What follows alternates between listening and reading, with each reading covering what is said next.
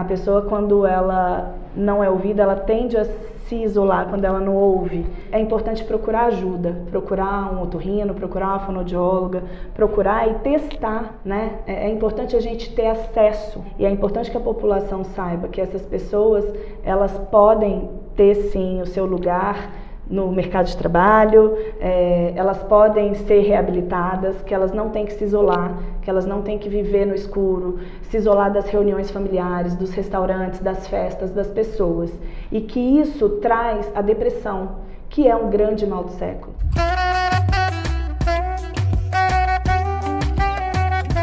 Olá, eu sou a Carolina Cardoso e o GPS Talks de hoje vai falar sobre saúde. Estamos aqui com a Janaína, bem-vinda. Obrigada, Carol, é um prazer estar aqui. Ela é proprietária da clínica Para Ouvir e a clínica ela cuida da reabilitação auditiva. Janaína, me conta um pouquinho da história da empresa, porque de onde surgiu, qual foi o início, a gênese?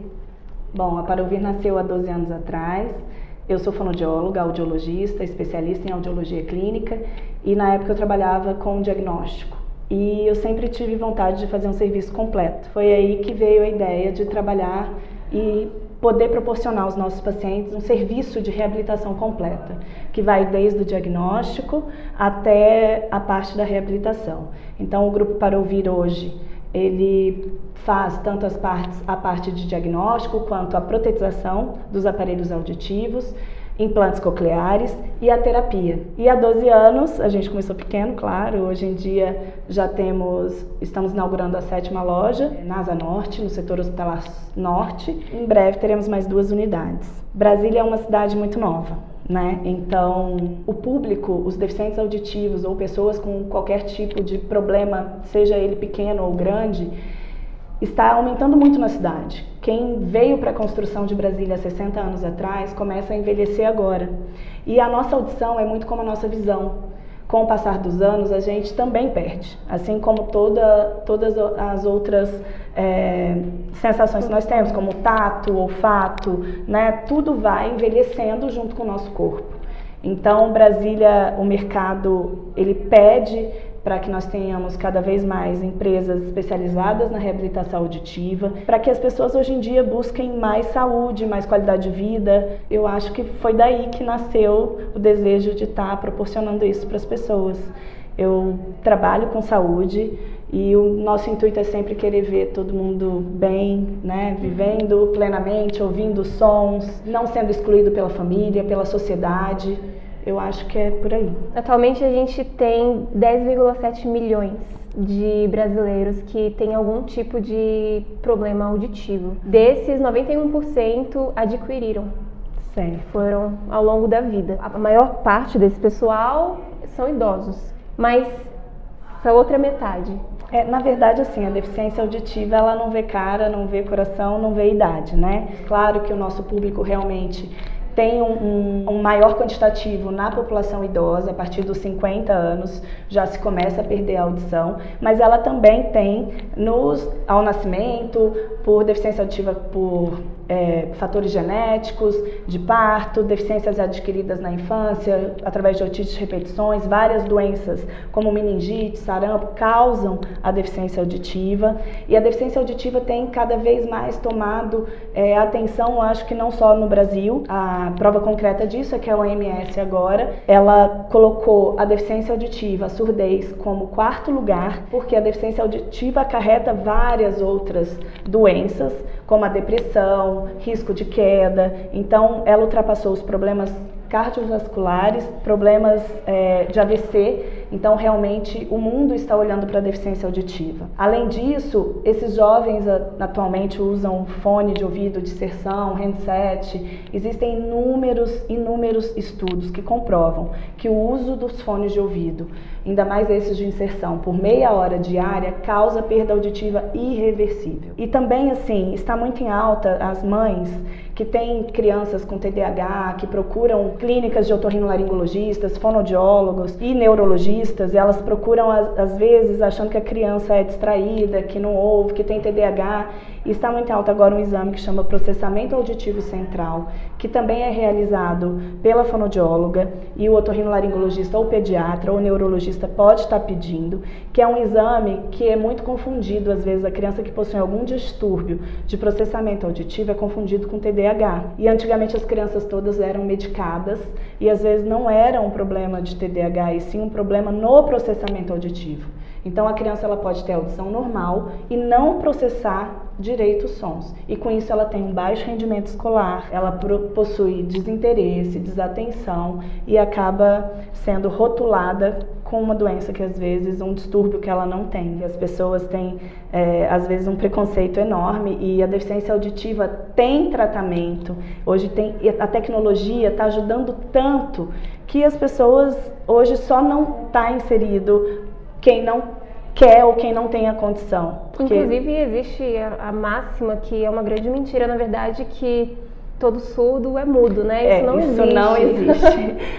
O deficiente auditivo, quando ele não fala, é porque ele não teve a oportunidade de ser oralizado, ou a família, de repente, preferiu optar pela Libras, que é uma língua brasileira de sinais, mas ele é capaz, sim, de ser oralizado. O mudo seria, assim, extremamente raro, problemas em pregas vocais, mas todo deficiente auditivo ele pode ser oralizado, desde que, desde pequeno, ele tenha tido essa oportunidade de aprender. A deficiência auditiva, ela existem tipos. Então, a gente tem as deficiências auditivas condutivas, que são aquelas que podem ser, na maioria das vezes, temporárias. Criança, por exemplo, vai para a praia, quando volta, otite. Fica 6 meses no primeiro semestre até junho sem ouvir. Aquela criança perdeu uma informação tremenda na escola. E, às vezes, nem toda otite é dolor. Existem as otites serosas silenciosas, que elas não doem, e a mãe não percebe muito que a criança está ouvindo. Então, às vezes, ela é prejudicada escolarmente porque ela ficou 6 meses sem ouvir direito os fonemas. O aparelho auditivo é a primeira coisa que a gente pensa quando a gente fala de um processador para reabilitação auditiva. Ele nada mais é do que um microcomputador que amplifica os sons e que traz a informação como ela deveria estar chegando aos ouvidos. Quando o aparelho auditivo não tem resultado para aquele tipo de perda auditiva ou para aquele paciente, existem outras tecnologias como implante coclear, próteses osteoancoradas, cirurgia, e quem avalia tudo isso é o otorrinolaringologista. Através dos exames audiológicos, ele vai escolher e indicar a melhor opção para aquele paciente. E vocês oferecem esse tipo de aparelho, certo? Sim, nós temos todos os tipos de aparelho auditivo, desde a linha pediátrica para qualquer tipo de pessoa, e também representamos o implante coclear em Brasília, e as próteses osteoancoradas também. Então, assim, a solução auditiva existe, né? E é importante que a população saiba que essas pessoas, elas podem ter sim o seu lugar no mercado de trabalho, elas podem ser reabilitadas, que elas não têm que se isolar, que elas não têm que viver no escuro, se isolar das reuniões familiares, dos restaurantes, das festas, das pessoas. E que isso traz a depressão, que é um grande mal do século, né? A pessoa, quando ela não é ouvida, ela tende a se isolar quando ela não ouve. Então, é importante procurar ajuda, procurar um otorrino, procurar uma fonoaudióloga, procurar e testar, né? É importante a gente ter acesso. Existe a tecnologia está aí para ajudar. Então, cada vez mais é tudo conectado através de Bluetooth hoje, os aparelhos praticamente falam sozinhos. O próximo lançamento vem junto com o Google, você sem tocar em nada fala onde é que está a floricultura mais perto. O aparelho 300 metros à direita vire, traduz 50 línguas. Os aparelhos novos agora, tem aparelhos que traduzem até 50 línguas. Eu mesma vou usar, mesmo sem deficiência, né? Então... Vocês têm um projeto, o Para Ouvir Bem.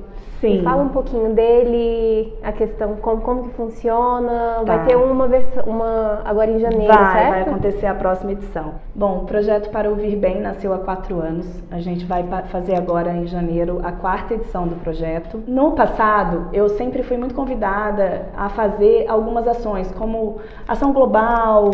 A gente sempre está participando em ações onde somos convidadas. Então, às vezes eu ia em creche, em asilos, fazer algumas Eu levo a cabine, o audiômetro e a nossa equipe de fono vai para fazer as audiometrias. E a gente fazia e detectava aquele Lar dos Idosos, aquele tanto de idoso, todo mundo com um certo tipo e grau de deficiência auditiva, e a gente ia para casa, muitas vezes, né? E o médico, alguns otorrinos amigos, acabavam indo com a gente detectava e não fazia nada. O SUS dá, mas o SUS tem uma fila que às vezes demora 3, 2 anos. E aquilo eu falei, gente, o que adianta eu vir fazer o exame e ir embora? E aí veio aquela ideia. Meus pacientes, muitos pacientes na Para Ouvir, eles compram um aparelho, às vezes tem paciente que compra todo ano.